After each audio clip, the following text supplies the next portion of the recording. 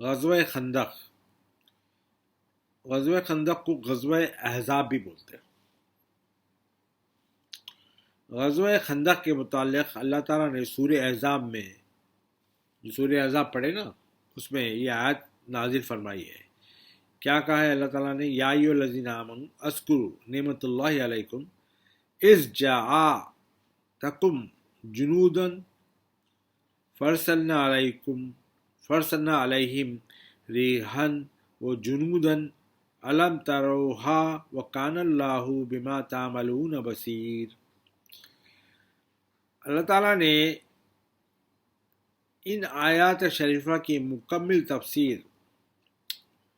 میں بیان کیا ہے کہ یہاں ہم صرف متعلقہ، اب یہ اس کی تفسیر الگ ہے،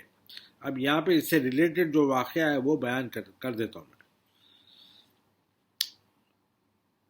غزوہ خندق ہجری سال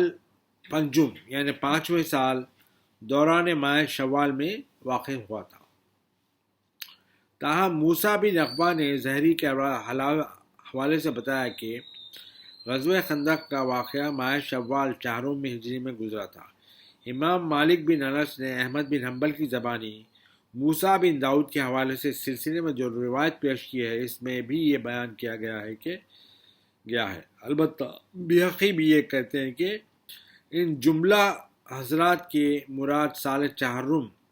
سے متفق طور پر یہ ہے کہ یہ واقعہ چوتھے سال کے آخر یا 5ویں سال کے ختم ہونے سے پہلے گزر گیا تھا۔ بہرکیف اس میں کوئی شک نہیں کہ غزوہ احد کے بعد مشرکین جن کا سربراہ ابو سفیان تھا، جاتے جاتے مسلمانوں کو بدر کے مقام پر ایک اور جنگ کی دھمکی دے گیا تھا، لیکن جیسا کہ پہلے بیان کیا جا چکا ہے کہ وہ اسقان ہی تک آیا، دوبارہ پھر واپس پلٹ گیا تھا، وہیں سے بہانہ بنا کر لوٹ گیا تھا۔ تاہم جیسا پہلے بتایا جا چکا ہے کہ حضور اقدس صلی اللہ علیہ وآلہ وسلم نے اپنے صحابہ کے ساتھ مشرکین کی دھمکی کے جواب میں بدر کے مقام پر ماہ شعبان چوتھی سال ہجری میں تشریف لے گئے تھے اور وہاں 8 دن گزارنے کے بعد واپس مدینے آ گئے تھے۔ غزوہ خندق اس کے صرف 2 مہینے کے بعد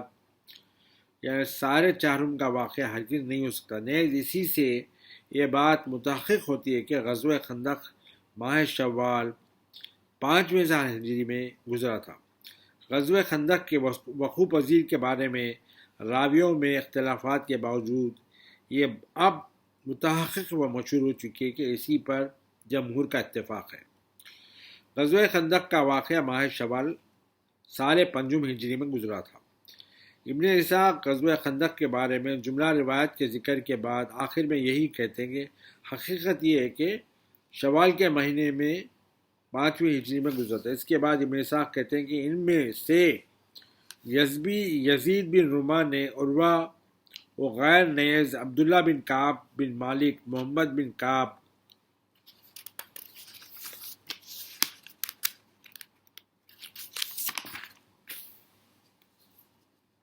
کے حوالے سے بتایا کہ غزوہ خندق کی وجہ یہ تھی کہ یہودی کے کچھ لوگ جن میں سلام بن ابو الحقیق نظری، حی بن اخطب نظری، کنانہ بن ربیعہ بن ابی الحقیق، حوزہ بن قیس اور بنو نذیر کے دوسرے لوگ جمع ہو کر قریش کے پاس مکے گئے اور ان سے کہا کہ اگر وہ لوگ رسول اللہ سے واقعی پھر لڑنا چاہتے ہیں تو وہ ان کا ساتھ دیں، یعنی وہ یہودیوں کا ساتھ۔ اس پر مشرکین قریش نے جواب دیا کہ تم خود اہل کتاب ہو اور محمد صلی اللہ علیہ وآلہ وسلم کا مذہب تمہارے مذہب سے ملتا جلتا ہے، پھر تم کس وجہ پر ہمارا ساتھ دینا چاہتے ہو، جبکہ محمد صلی اللہ علیہ وآلہ وسلم نے ہمارا تنازع محض مذہبی اختلافات کی وجہ سے ہے، یعنی ہم بت پرست ہیں اور وہ ایک اللہ کی عبادت کرتے ہیں، اس حساب سے تو ہمارا ان کا جھگڑا ہے، یہ قریش مکہ بولے، لیکن تم تو یہودی ہے، تم تو اہل کتاب ہے، تمہارا کیا جھگڑا ہے۔ مشرکین قریش کی اس دلیل کے جواب میں بنی نذیر کے یہودیوں نے ان سے کہا کہ ہمارے نزدیک تمہارا قدیمی مذہب محمد کے نئے دین سے بہتر ہے، یعنی تم جو بتوں کی پوجا کرتے ہیں وہ بہتر ہے، بول رہا یہودی بول رہے ہیں، اور اس کے علاوہ ہم انہیں خدا کا نبی مانتے ہی نہیں ہیں۔ کہا جاتا ہے کہ مسلمانوں کے خلاف یہود کی اس سازش کے بارے میں یہ آیت نازل ہوئی، الم تر الی الذین اوتوا نصیبا من الکتاب۔ جب بنی نذیر کے جو افراد آئے تھے مشرکین مکہ کے پاس، جا کر انہیں حضرت کے خلاف جنگ پر ابھارا، ان کے دین کو دین محمدی سے قدیم تر اور بہتر بتایا، اور ساتھ ہی جنگ میں ان کے ساتھ دینے کا وعدہ کیا، تو مشرکین مکہ حد درجہ خوش ہو گئے، اور غزوہ بدر، غزوہ احد میں اپنی شکستی، اپنے ہار جانے اور جانی و مالی نقصان کی تلافی کے لیے ایک بار پھر رسول اللہ کے خلاف جنگ پر آمادہ ہو گئے۔ تو یہودیوں کی وہ جماعت خوش اور فرحہ مکے سے لوٹ کر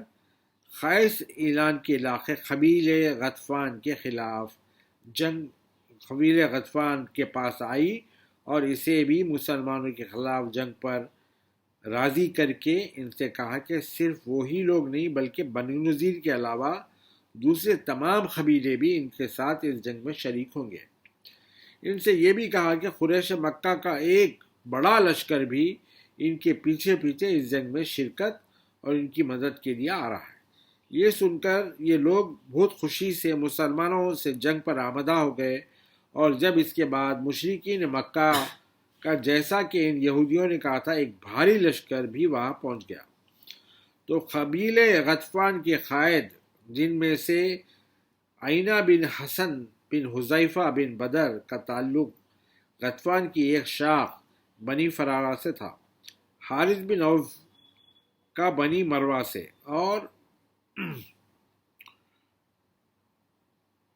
اور شجاع بن ریس بن غطفان کا تعلق خود اپنے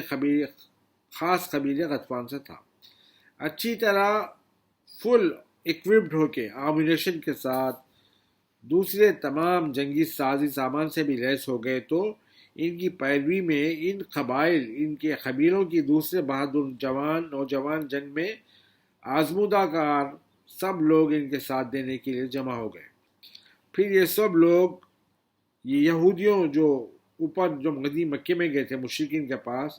اس لشکر کے ساتھ مل کر مدینے پہ حملے کی تیاری کرنے لگے۔ جب نبی کریم صلی اللہ علیہ وسلم کو یہ اطلاع ملی اور اس کی تصدیق بھی ہو گئی، تو آپ نے مدینے کے اطراف ایک خندق کھودنے کا حکم دیا۔ ابن ہشام بعض چشمدید گواہ جو دیکھے ان کے حوالے سے کہتے کہ اس خندق کھودنے کا مشورہ آپ کو حضرت سلمان فارسی نے دیا تھا، اور تبری اور سہیلی بیان کرتے ہیں کہ دنیا میں سب سے پہلے ایسی خندق منوچر بن ایرج بن فریدون نے حضرت موسیٰ علیہ السلام کے زمانے میں کھدوائی تھی۔ چنانچہ نبی کریم صلی اللہ علیہ وسلم نے اسی نمونے کی خندق مدینے کے اطراف کھدوا دی تاکہ دشمن مدینے میں آسانی سے داخل نہ ہو سکے،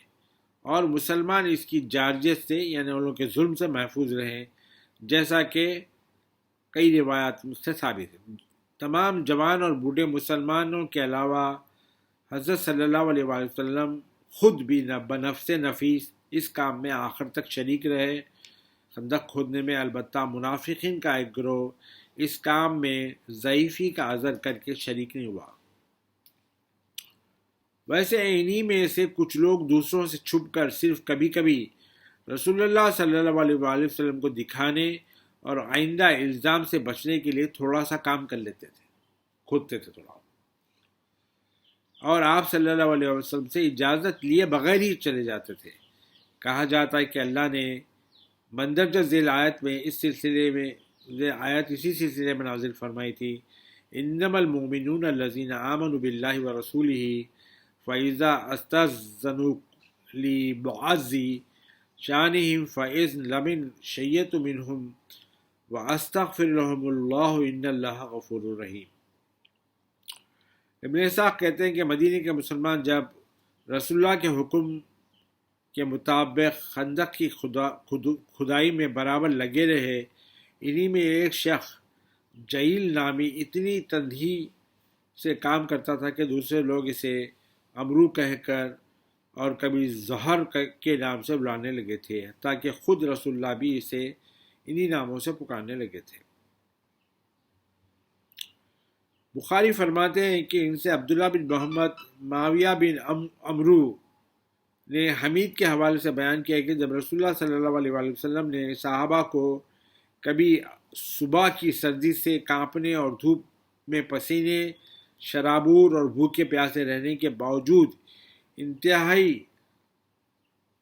تندہی سے خندق کی کھدائی میں مصروف دیکھا تو فرمایا، یا اللہ، عیش در حقیقت عیش آخرت ہے، بہرحال ان انصار و مہاجرین کی مغفرت فرما۔ اسی روایت کے مطابق وہ صحابہ اپنے بارے میں رسول اللہ کے ان تاثرات اور اپنے حق میں اللہ تعالیٰ سے رحمت و مغفرت کی دعا فرمانے کے جواب میں ایک زبان ہو کر کہے، ہم وہ لوگ ہیں جو بدست محمد جہاد کے لیے بکے ہیں، ہم اپنے آپ کو بیچ دیا ہے اور جب تک زندہ ہے ہمیشہ اسی میں مصروف رہیں گے۔ بخاری فرماتے ہیں کہ ان سے ابو معمر عبد الوارث نے عبدالعزیز اور انس بن مالک کے حوالے سے بیان کیا کہ جب انصار و مہاجرین مدینہ کی گرد اطراف خندق کھود رہے تھے تو وہ ترنم سے کہے جاتے تھے، وہ ایک گانا کے جیسا گاتے تھے، نحن الذین بیم محمد علی الاسلام ما بقینا ابدا، اور ان کے جواب میں رسول اللہ فرماتے، اللہم انی لا خیر الخیر لاخرہ فبارک فی انصار المہاجر۔ یعنی اس کا مطلب یہ ہے کہ جب وہ بولتے تھے کہ ہم محمدہ کے لیے اپنی جان قربان کرنے کے لیے، اسلام کو ابدا ہمیشہ قائم رکھنے کے لیے اپنی جان قربان کرنے کے تیار ہے، تو رسول اللہ اس کے جواب میں بولتے تھے کہ اللہ تعالیٰ ان کو خیر دے اور خیر آخرت کی عطا کرے اور ان کی مغفرت کرے جو اس میں انصار و مہاجرین ہیں۔ بخاری یہ بھی بتاتے ہیں کہ اس وقت ان صحابہ کو کھانے کے لیے جو کی روٹی کا کوئی ٹکڑا مشکل ہی سے ملتا تھا۔ بخاری فرماتے ہیں کہ اس موقع پر خندق سے مٹی نکالتے وقت خود رسول اللہ کا سر اور جسم مٹی سے اٹھ جاتا تھا، یعنی غبار آلود ہو جاتے تھے، پورے مٹی میں لطف ہو جاتے تھے رسول اللہ خود۔ بیہقی کہتے ہیں کہ مدینہ کے اطراف خندق کی کھدائی کے لیے سب سے پہلا کدال، یعنی پہلی کھدائی جو سبل مارا، وہ رسول کریم صلی اللہ علیہ وسلم نے بسم اللہ کہہ کر اٹھایا تھا۔ بخاری یہ روایت شیبہ کے حوالے سے بیان کرتے ہیں، کہا جاتا ہے خندق کی کھدائی کے دوران میں اگر کھانے کے لیے شہر سے کوئی چیز آتی تو رسول اللہ اسے مہاجرین و انصار میں بانٹ دیتے تھے، لیکن جب تنوری روٹیاں زیادہ تعداد میں آتی اور ان کے ساتھ کافی مقدار میں شہد یا گوشت آتا تو اسے بھی آپ ان 300 مہاجرین و انصار میں تھوڑا تھوڑا بانٹ دیتے تھے، یا کبھی خود بھی تھوڑا سا چکھ لیتے تھے، جبکہ آپ کے پیٹ پہ اکثر پتھر کی پتلی سیلیں باندھی رہتی تھی۔ حالانکہ رسول اللہ کو خود بھوک کا برا عالم رہتا تھا، لیکن وہ انصار و مہاجرین میں بانٹ دیتے، پیٹ پہ پتھر بن لیے تھے، خود کے پیٹ پہ پتھر تھے، اور اللہ کا شکر آپ کی زبان مبارک پر جاری رہتا تھا، اس کے باوجود بھی اللہ کا شکر ادا کرتے تھے۔ البتہ صحابہ رضوان اللہ اجمعین کے حق میں مسلسل دعا فرماتے رہتے تھے۔ بتایا گیا کہ رسول اللہ نے مدینے کے اطراف 14 گز چوڑی اور اسی قدر گہری خندق کھدوائی تھی، اور جب اس میں سے سفید چمکدار مٹی نکال کر آپ کو دکھائی گئی تو پہلے آپ نے فرمایا کہ اس میں مجھے شام کی فتح کے آثار نظر آ رہے ہیں، یعنی اس مٹی میں سیریا کی وکٹری ہوں گی بلکہ اس کے آثار نظر آ رہے ہیں بلکہ بولے۔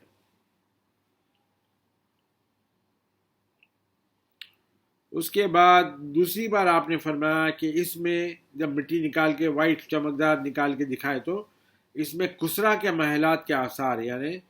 اس زمانے میں 2 طاقتیں تھیں، قیصر و کسرا، Roman empire and Iranian empire, یہ دو بڑے امپائر تھے. تو وہ رومن امپائر تھا، اس کو کسرا بولتے تھے، اس کے بڑے بڑے محلات تھے. تو رسول اللہ نے فرمایا دوسری بار وہ مٹھی دیکھ کے کہ اس میں کسرا کے محلات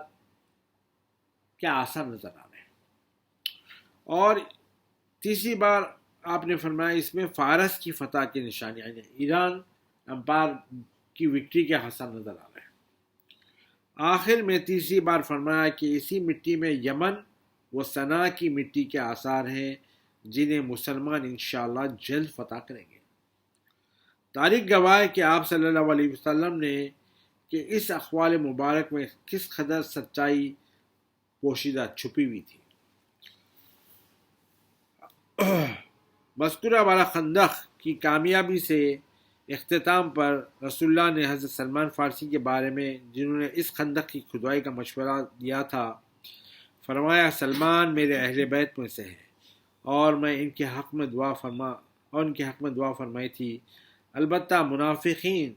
صحابہ رضوان اللہ اجمعین کی اس محنت و مشقت پر ہنستے اور اسے کار فضول بتا کر انہیں تانے دیتے اور کہتے رہے کہ آپ صلی اللہ علیہ وسلم نے انہیں مدینے کے اطراف اس خندق میں حصور حرا و کسرا کے محلات مدائن دکھا رہے ہیں، یعنی رسول اللہ پہ مذاق اڑا رہے ہیں. جب رسول اللہ کی یہ باتیں مٹی کے بارے میں جو رسول اللہ پیشن گوئی کر رہے تھے، اس بارے میں مذاق اڑا کے وہ منافقین جو تھے وہ یہ مذاق اڑا رہے تھے. کہا جاتا ہے کہ مندرجہ ذیل آیت انہی منافقین کے بارے میں اتری تھی. وَإِذْ يَقُولُ الْمُنَافِقُونَ وَالَّذِينَ فِي قُلُوبِهِمْ مرض ہے ان کے دلوں میں، ما وعدنا اللہ وَرَسُولُهُ إِلَّا غُرُورًا، یہ اللہ اور اس کے رسول کا وعدہ سچا ہے. اور آخر دو جہاں صلی اللہ علیہ وآلہ وسلم نے اپنی ضربات کے بعد رہ کر خندق کے کنارے تشریف فرما ہو کر فرق مبارک پر اپنی ردائے پاک ڈال دیتے اور سلمان رضی اللہ تعالیٰ عنہ سے فرماتے کہ اس میں منہ ڈال کر دیکھو تو تمہیں قیصر و کسریٰ نظر آئیں گے جنہیں انشاءاللہ وہی مسلمان فتح کریں گے جو اس وقت یہ خندق کھودنے میں مصروف ہیں. اس کے جواب میں وہ مناظر دیکھ کر حضرت سلمان فارسی رضی اللہ تعالیٰ عنہ عرض کرتے، یا رسول اللہ آپ نبی برحق اور سچی بات کہنے والے صادق القول ہیں. جب ان کو نظر آتا وہ جو وکٹری، کہتے ہیں کہ جب خندق اختتام کو پہنچی اور صحابہ نے اپنی اس کامیابی پر خوش ہو کر اطمینان کا سانس لیا تو رسول اللہ پر اللہ تعالیٰ کی طرف سے یہ آیت نازل ہوئی، وَتَمْتُ كَلِمَاتِ رَبَّكَ صِدْقًا وَعَدْلًا لَا مُبَدَّلَ لِكَلِمَاتِهِ وَهُوَ السَّمِيعُ الْعَلِيمُ. ابن اسحاق کہتے ہیں کہ جن ممالک کے رسول اللہ جو محلات دکھائے تھے اور ان کی وکٹریز کے بارے میں بتائے تھے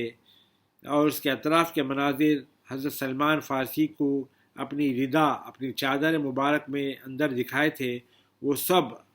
حضرت عمر اور حضرت عثمان کے پیریڈ میں خلافت میں اس کے بعد مسلمانوں نے فتح کر لیے تھے.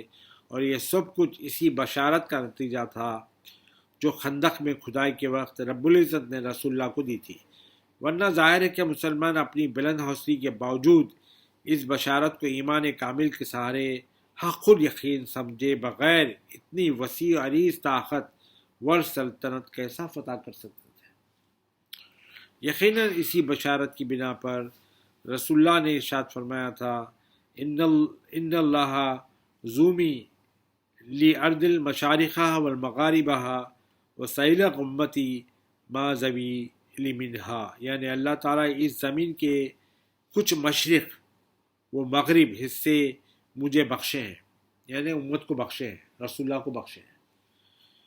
جو عنقریب میری امت کے لوگوں کی ملکیت بنیں گے، یعنی عنقریب وہ سب میری امت کے لوگ اس کے مالک ہو جائیں گے.